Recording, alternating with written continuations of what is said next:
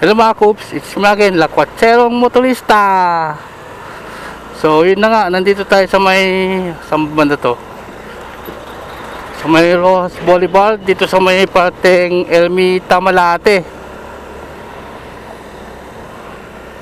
So yun na nga, nagugutom na naman ako, magkakaroon na naman tayo ng kakainan natin dito sa area na to. So dito tayo sa may, saan ba to?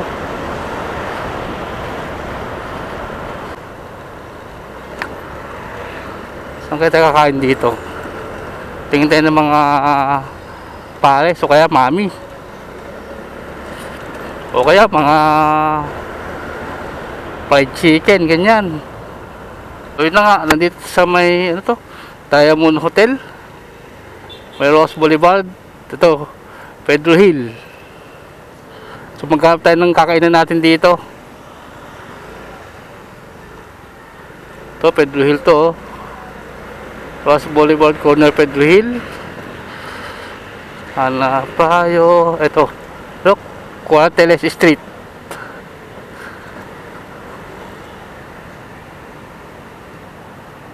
Ito may kainan natin dito. Ito ang dami kumakain. Okay.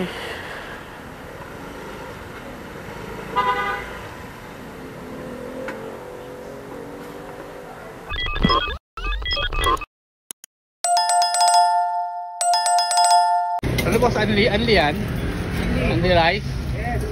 Magkano? 80. 80. Sige, isang 100 boss. anli rice.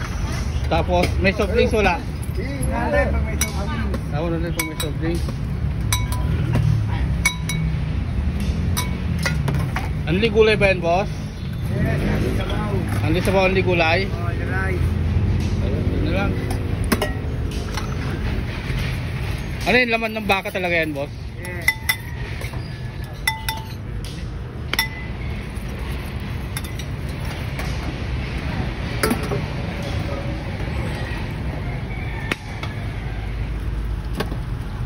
Yeah, boss. Isang pares ko. Kondit.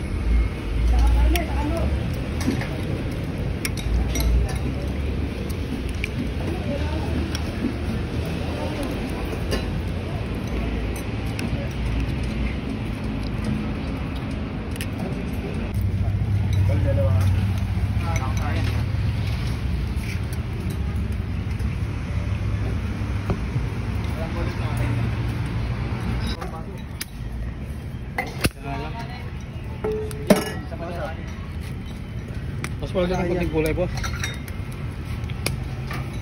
Ayun.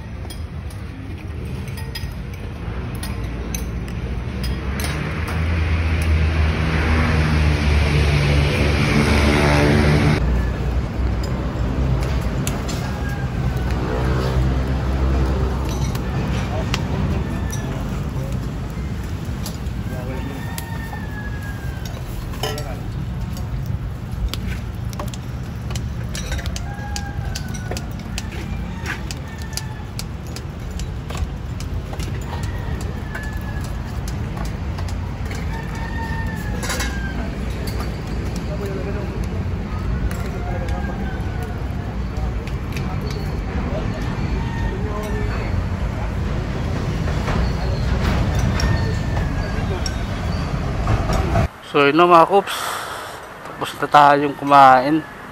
So pwede, sarap siya kasi purong laman ng baka.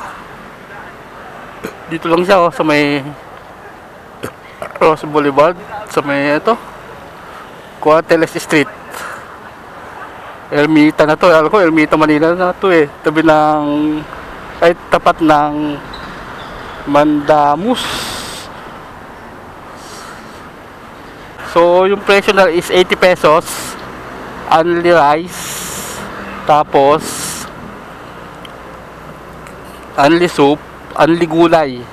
So yung gulay nila, combination niya ito ng pechay sa repolyo. So masarap. Tapos may mga sili pa na kulay green na gulay na sili. So yun na nga. So kakaibang kasi nga, kakaibang mami kasi nga. So yun, may maraming gulay. So mas healthy ng konti kasi walang taba. Talagang purong laman ng baka. So 80 pesos lang yun. So pwedeng na mga coops. So pag napadaan kayo dito sa may Ross Boulevard, sa may Ermita, hanapin nyo na lang yon, yung street na yon. So katabi lang siya ng Pedro Hill Street. Alam ko, oh, katabi lang siya ng Pedro Hill Street.